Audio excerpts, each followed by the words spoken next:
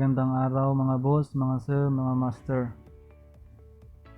Sa video na to, ituturo ko lang ang ilang mga kaalaman o idea kung paano gumawa ng root sa Osman.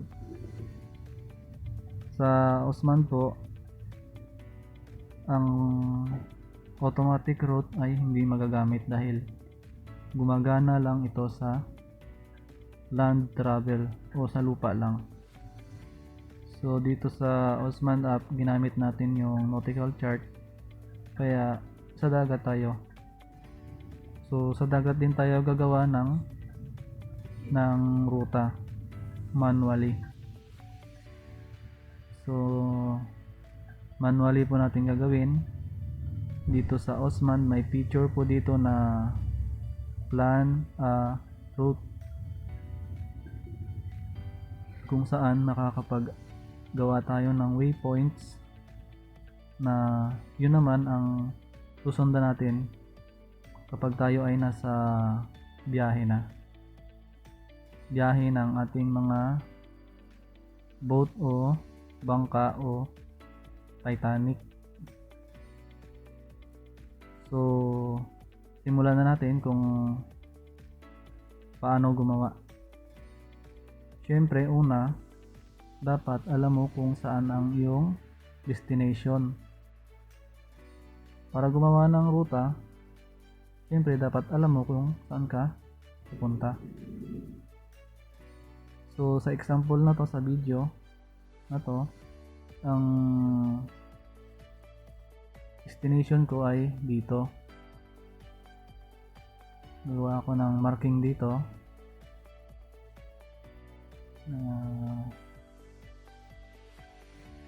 Pangalanan ko lang ng destination, tapos palitan ko lang siya ng icon. So ito na ang aking destination. So ngayong alam ko ng aking destination, nakagawa na ako ng ruta. Kung gagawa ako ng ruta, halimbawa nandito ako, kung gagawa ako ng ruta, siyempre iilag ako sa mga mababaw na parte ng dagat para hindi ako sumadsad. So click natin dito ang main menu, tapos plan a route. Yan, kung makikita mo, may plan a route dyan na nakalagay. Pindutin lamang po, create new route. Tapos yung makikita nyo dito, itong crosshair, yung bilog dito sa gitna, tatapat lang natin yan sa gusto nating lagyan ng waypoints. Sample, dito tayo magsimula sa 5.9. Click add. Ang pangalawang point dito, pangatlo dito, pangapat.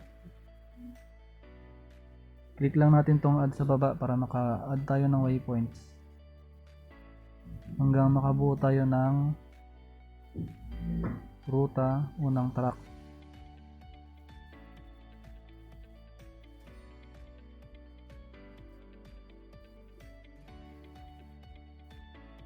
So ang aking destination ay dito. Dito ako gagawa ng huling waypoint. Add. Then sa taas, click mo yung done. So kung mapapansin nyo,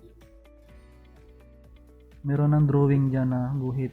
Medyo maliit lang pero pwede mo yan na palitan. Pwede mo palakihin para mabilis mong mapansin. So ito yon. Click lang natin tong options. Edit ko muna ang pangalan. Edit ko lang yung pangalan.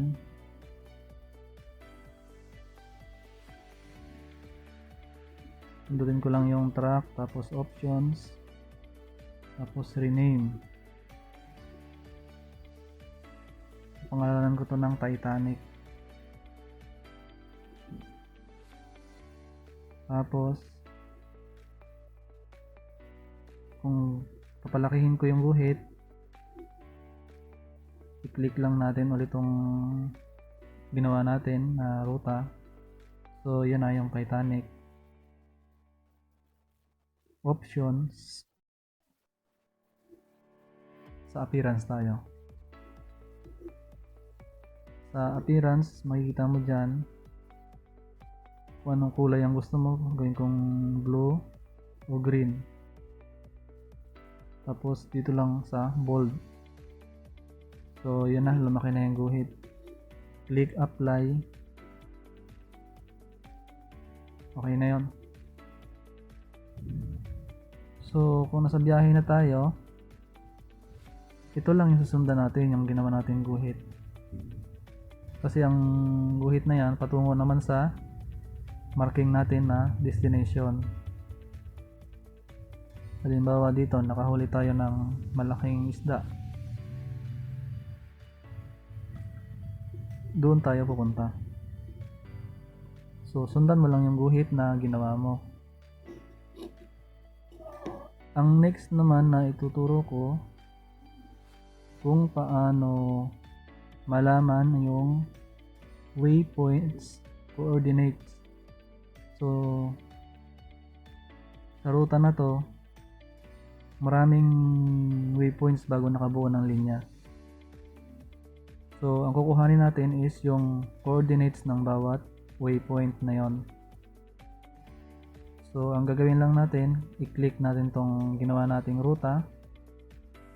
Pag-click, pindutin natin Titanic. Tapos makikita mo dyan sa baba, points. Pindutin lang natin yung points. Lalabas yung mga ganito, mga point 1, point 2.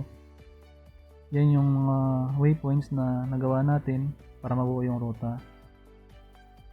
So halimbawa, ito sa point 1, gusto natin kuhanin yung coordinates niya para ma-save natin para sa future na reference. So point 1, kukunin natin ng coordinates, i-click lang natin yung point 1. Pag na-click mo na yung point 1, dito sa bandang ibaba, hilain lang natin pataas yan. Ito sa baba, nandito yung kanyang coordinates. Kung tawagin natin ay latitude, longitude. So pindutin lang natin to para makopy. Long press, automatic naman nag-copy. Then i-paste na natin sa ating mga notes. Tapos nakuha na natin ang waypoint 1. Kuhanin naman natin ang waypoint 2.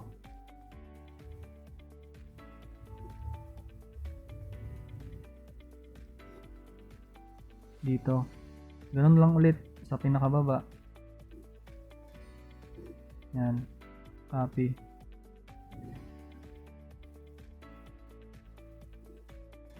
Kung gusto mo naman na yung buong track line na yan, kung gusto mo naman na i-back up yan, i-save mo sa yung USB o email, pindutin mo lang tong mismong track line na ginawa mo, tapos options, tapos share. Pwede mo siya i-email. So may labas dyan na pangalan ng ruta na ginawa mo, tapos i-send mo lang sa email mo. Doon lang yun, masasave lang yun doon. So in the future, kung gusto mo siyang buksan, makikita mo lang siya doon.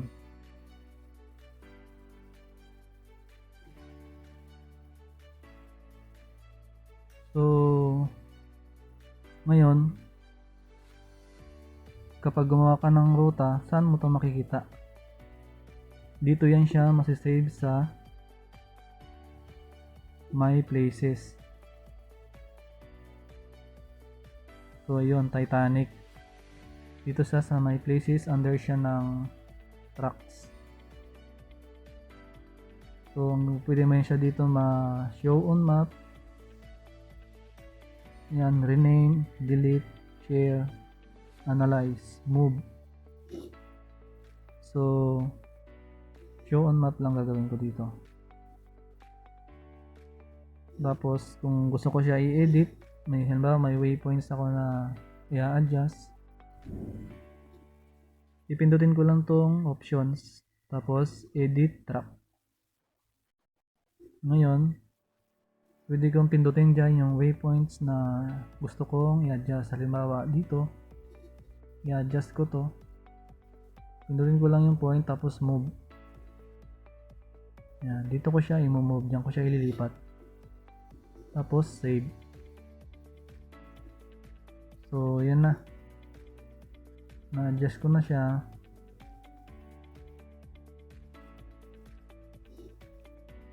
So yun lamang po. Maraming salamat.